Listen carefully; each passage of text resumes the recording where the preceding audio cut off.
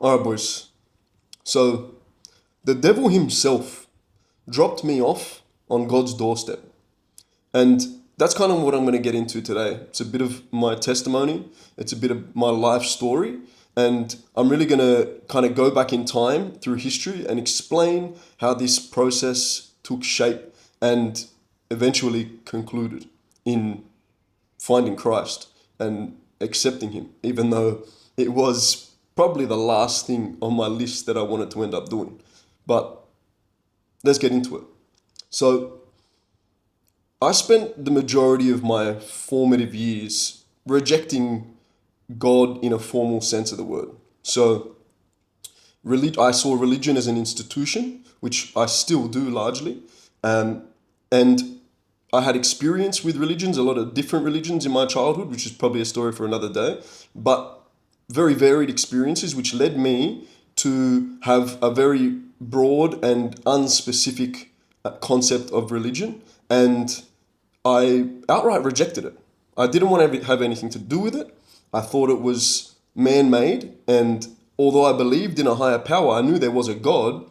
It was very obvious to me from looking around in the world around me that this didn't come about accidentally. But I was very opposed to the idea of accepting a deity and following his rules or his will. So I was a pretty bad kid, not like a full bad kid, but I was a pretty bad kid. I enjoyed getting up to as much mischief as I could. And like I said, I rejected these concepts. I was very opposed to authority, always, my whole childhood, and that was a part of my identity. And God fit right into that bucket, and He was part of the authority that I spent my energy rejecting. So that was through school, and as I started to graduate from school, I started to get a bit down in the conspiracy rabbit hole. I'm a very skeptical person by nature. I question everything all the time, always and all the time. And I ended up checking out conspiracies. So obviously one of the massive ones was 9/11 when I think I was 13 or something, just going into year 7. And that was a huge one to start uncovering because anybody who's looking into that, obviously, there's a lot suspicious around that story, and it's unequivocal, the reality. But I'm going to mention a lot of conspiracies here. I'm not going to get deep into any of them because they're all side tangents, side routes. But that's where I was when I was about 18, 19. I just came out, I just graduated from high school, knew definitely I wasn't interested in going to university. I had my own plans in my head, but I had absolutely no idea how I was going to accomplish it. And this being my kind of rebellious attitude, this is the route that I went.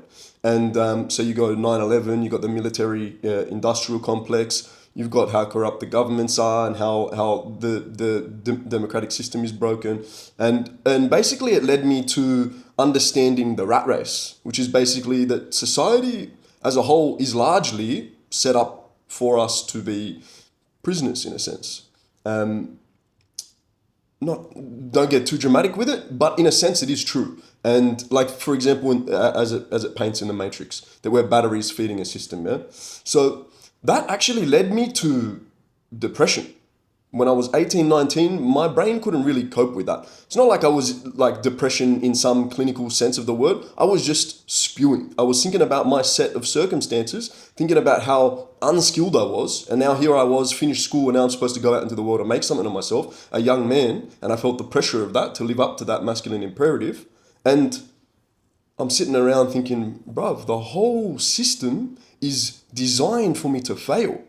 How am I supposed to combat this? How am I supposed to make my way in the world when literally every single one of the residing structures is designed against me? So that was pretty dark. I went in a pretty dark time with that. But with that, like I didn't spend too long there. Eventually that led me away from the conspiracies and stuff. Yeah, that's pretty much where that concluded.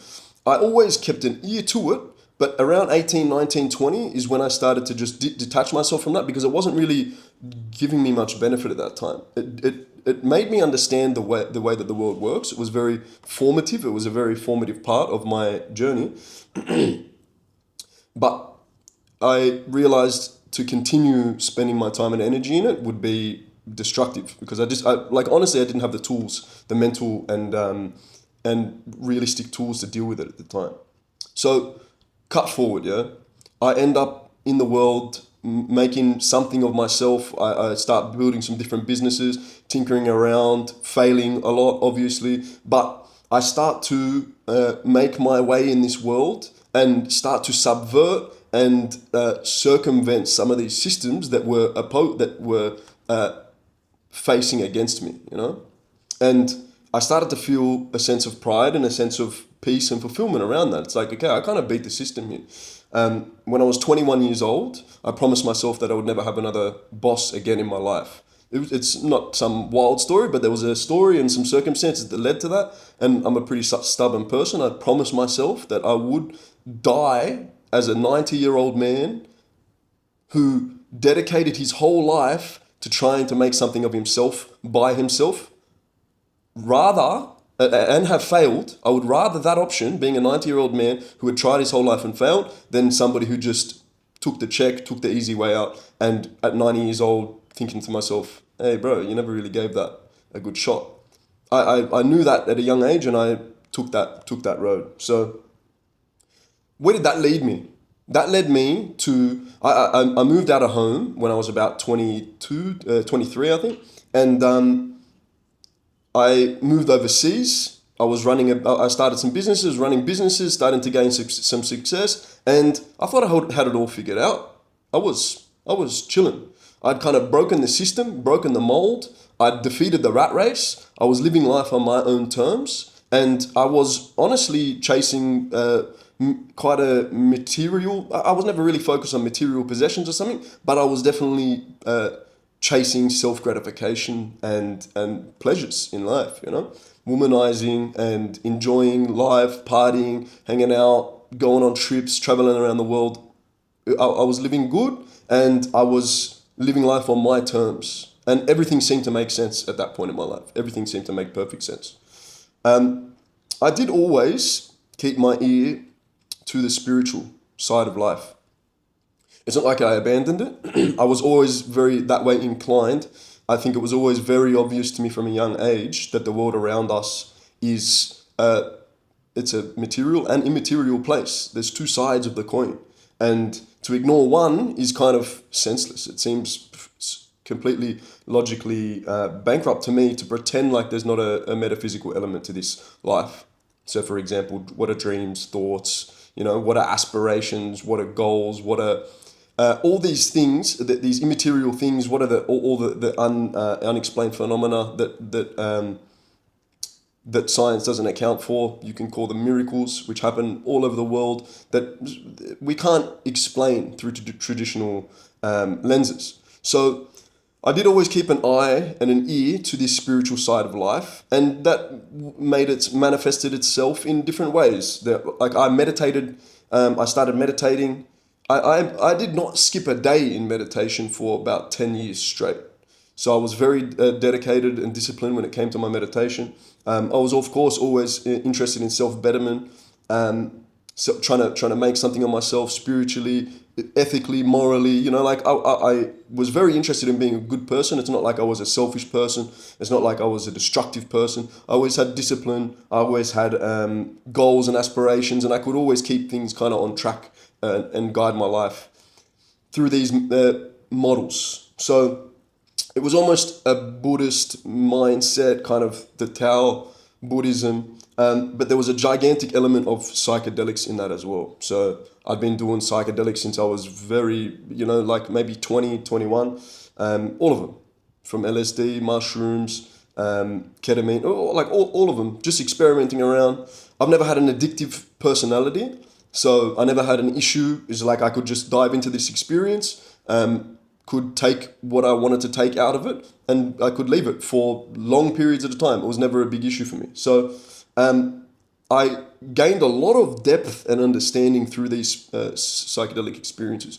These were very spiritual experiences to me, and I do still believe that these are taking place in a real dimension. That's not a figment of the imagination. I think that's very obvious. The fact how how uniform the experiences are. Everybody all over the world are having very similar experiences, seeing the same entities, the same beings. And that was very formative as well. That was another gigantic, very formative part of me as a young man growing up into a full-grown adult. And I took a lot of value out of those experiences. I had more positive experiences than negative, but I'm the type of person that even the most dark and twisted negative psychedelic experiences that I had, I would treat them the same way as I treat life, which is to turn these negatives into a positive.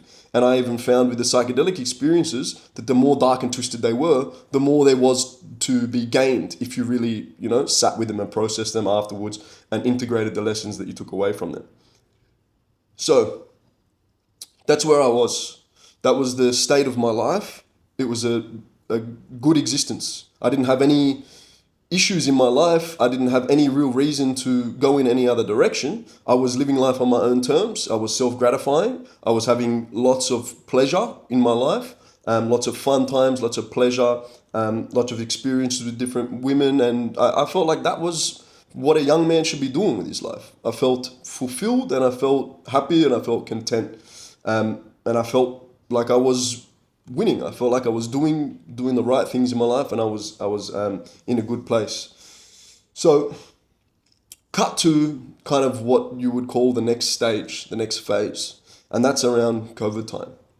When this thing hit, I was overseas, and I was in a place that is pretty unregulated when it comes to these things. And me being from Australia, from Sydney, we had it. My people back home had it real bad, pretty bad. I think Melbourne might have had it worse, but they had it bad back home. And I was somehow off by myself. There was no travel at that time. I didn't think it made sense to travel because it was almost like the people back home were in prison in their own homes. They were, and I was out of prison. So it's like, should I just go back and join to be in this prison term, or should I just count my lucky chickens that I'm here? But the perspective that gave me, talking to my people back home, family and friends, and realizing the suffering that they were going through, was a very big shift in my outlook in life, because it became very abundantly clear that this thing that I thought I had escaped at the age of 23 or so, and had made my way in this world, large part I had, but even like, let's say that I was able to stay away from these, the governments, the powers that be, the world around us can shift in a way to change, to flip things on their head, completely upside down. And that's what had happened. And that's what this time in our history led me to start grappling with. And that was a big shift, because also not only it could shift against me, but this can shift against the most important people in my life. And now I'm not happy as well. How can I be happy? How can I be free while the people I care about most are not happy and not free? That was what I was thinking with that. And it was tormenting me, to be honest. It was torturing me. It was tormenting me. Speaking to people back home regularly. And around the same time, I experienced a big burnout as well. So things in my professional life weren't going great. Things have been developing in the scenes. The COVID whole time changed a lot of, changed pretty much every metric in my industry that I am in, and made everything more difficult and less fruitful. So at the same time I was grappling with these thoughts in my head of understanding and accepting, hey, as free as I think I am, I'm really not free. And then realizing that this time in life, this COVID time, was this conspiracy rabbit holes that I was going back into, coming into fruition. It came back to haunt me. So this led me back down that rabbit hole. And I started to think to myself, I can't ignore this anymore.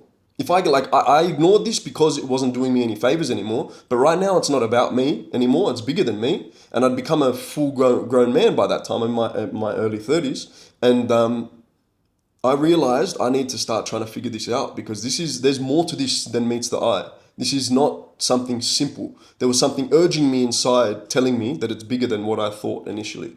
So I get back in, and again, I'm not going to go into each of these different topics. Maybe we'll do different videos on them, each separately, individually. But I went back down the conspiracy rabbit hole. It started with COVID and kind of rehashing all the old ones that I'd been into back in the day, and then that led me down the road to even like aliens, which is something that I'd been interested in, and then looking into ancient mythology and realizing that aliens and ancient mythology is more or less one and the same thing. They're very interlinked. Back in those days, they were called angels and demons. They weren't called aliens. And then that leads you into the satanic rabbit hole. So understanding that these ancient civilizations were all worshipping false gods, little g gods. And ancient mythology also said different things about the world we live in. They had flat earth models of the world. They didn't have globe models. And again, everything was from a very spiritual lens. They were called gods. They weren't called rulers in the traditional sense that we think of them today. They were called gods. And then if you go back into the scriptures, there are also mentions of these gods, these little g gods, which are fallen angels, which are Nephilim, which come with advanced technology and knowledge. And as you can see, the rabbit hole continues and continues. Obviously, then there is Rome. All roads, as the saying goes, all roads lead to Rome. And actually, what that really means is all roads lead to Babylon, because that's where it all snakes through and it all finds its way back to this ancient civilization, which is the oldest civilization we know of. Especially when I was in school, they told us that was the beginning of civilization around 6,000 years ago, which was Babylon. And then I realized through this journey of researching and uncovering and discovering that all of the symbology and the tradition and the folklore in our modern day society, as the saying says, all roads lead to Rome. But actually, what that really means is Babylon, because Rome adapted everything from Babylon. So how is it that we are still to this day operating under the same customs and rituals and symbology that was existed from back then? All these secret societies are all modeling and mirroring this ancient civilization that came from little g gods, which is Satanism. And then you realize the Satanism rabbit hole and all of this antichrist kind of symbology and talk that we see all over the mainstream news. What is this all leading to? This is all leading to the same place. And that was the eye-opener, because I had to keep asking myself, every single rabbit hole I go down, it all leads to the devil somehow. It's all Satan connected. It's all opposing God, and more specifically Christ, and it's all worshipping and praising and deifying Satan, this satanic force. So you go into the satanic ritual abuse survivors. There's countless testimonies of that online, people talking about these crazy things that happened to them in very wealthy and powerful families, and they were getting tortured and abused beyond absolute belief, beyond all comprehension. And it's not just that they were doing it for funsies. They were doing it and they were gratifying and worshipping and praising Satan, the devil. That's what they're doing it for. It's a very specific stated purpose, and all the rituals are supporting that. All the rituals are wrapped up around that, and that's what they're all praising. That's what they're all sacrificing to. That's what they're doing. Whether we want to accept it or not, that's what a lot of the most powerful, influential, wealthy families are doing in this world. Whether it's on a more professional lens, professional context, the symbology is all the way throughout it. Whether you want to accept it or not, symbology is the language of the unseen world. That's how it manifests itself here, and that's how these people who know communicate with one another, through symbology.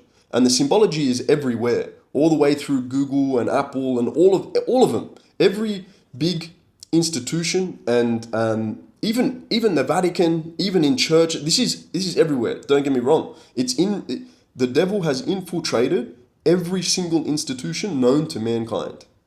That is the folly of this world. That is the state of this world when the earth was cursed in Genesis. But anyway, we're not going to get into that now. The point is, all roads through every single rabbit hole I went down, all roads led back to the devil. And if the devil's real and all these people seem to know it, they know it and accept it, and they worship it and they praise it and they sacrifice to it, and they use symbology to glorify it. If the devil's real, it's a very simple 1 + 1 = 2. Then that means God is 2. So I could also get on my high horse about it and say, yeah, I don't buy it.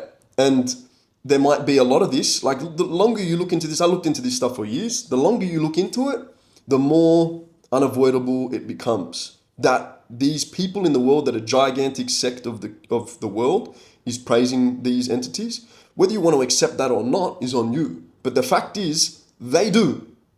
Just get that into your head. They accept it. So if they accept it, and they're the ones with all the influence and all the power, then, and actually if you don't accept it, that's much better for them. They prefer it because then you just go along with their narrative and you don't ask too many questions, you don't provide any pushback. But that's when I say the devil literally led me like a perfect little package, took me and placed me on God's doorstep. Because the forces in this world are so heavily favored towards it that it must be that the opposing force exists. And then that's not including all of the world around us, how much of the immaterial world is felt and interacted with on a daily basis. We might not be able to run scientific experiments on it, but if you're paying attention and if you're being honest, it's there. So those two facts combined made me start to realize, okay, I have to accept. I have to stop rejecting, like I have done my whole life, rejecting this concept of God. I have to accept that he exists and start looking into who he is. So that led me to start comparing thoroughly every single world religion and going through and figuring out what are the core fundamentals, what are the core fundamental aspects that a religion or worldview needs to hold itself to or be judged against to be true, or to ensure that it has the highest likelihood of being true.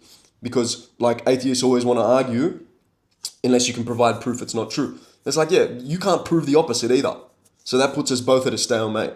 There is no actual proof that God exists or does not exist, because it's the unseen world. If you're looking for scientific proof, it's not going to be there unequivocally, even though there's lots of different scientific proofs that point towards it, but it's not going to be unequivocal. Because again, also, that just removes God's purpose. It removes his ability to love us and give us free will. If he just shows himself as true, then, anyway, that's another topic for another day. That season in my life led me to start comparing thoroughly every single worldview, every single religion in the world, until the point came that I was left with the only one truth, which is Jesus Christ and Christianity. Not in the institutionalized version of religion. No, this is the one religion that's not a religion. It is a relationship, an intimate relationship with a personal God who comes and puts his hand into your life. And it manifests in physical ways, even though, again, atheists are going to want to be like, show me in a demonstrable scientific experiment. It doesn't work that way. But if you have the balls, if you have the will and the honesty inside you to ask for him to show up, like I did, he will. But again, that's a topic for another day. I'm going to do my testimony in another video. The whole testimony, what led me to actually understanding and accepting Christ, and then the transformative effect that had on my life. But that's more or less the story of today. The devil himself, because he's cocky, he's arrogant, he loves the sound of his own voice, and he cannot help himself but to overplay his hand. Like he did in that time, that pandemic time. In my opinion, he heavily overplayed his hand. And as a result, even though most people complied at the time, now in hindsight, people are actually feeling silly about it and thinking, bro, we got hoodwinked in this. So yeah, That's the story of how the devil dropped me off on God's doorstep. I'm going to get into the full testimony in another video, but I want to know if you guys relate. Does anybody else relate to that? Does anybody else feel like the spiritual negative force in this world is so prevalent and it's so obvious that it makes you sit around and wonder sometimes, like, brother, there must be something to this. There must be a reason why they're so committed to this narrative. If they're trying to oppose this God, maybe I should have a think about it. Maybe I should look into this and try to figure out who this God is. And that's my challenge to you. My highly recommended challenge is, at the very least, go in with an open heart, go in with an open mind, and look into it. I think you'll be shocked at what you find. All right, boys. As always, comment, like, share. The comments have been going off lately. I'm enjoying it thoroughly. A lot of good faith people in there, a lot of lunatics, but a lot of really good faith people in there who are engaging and honestly and earnestly having discourse, and I love it. So appreciate it. Keep it coming, and see you in the next one. God bless.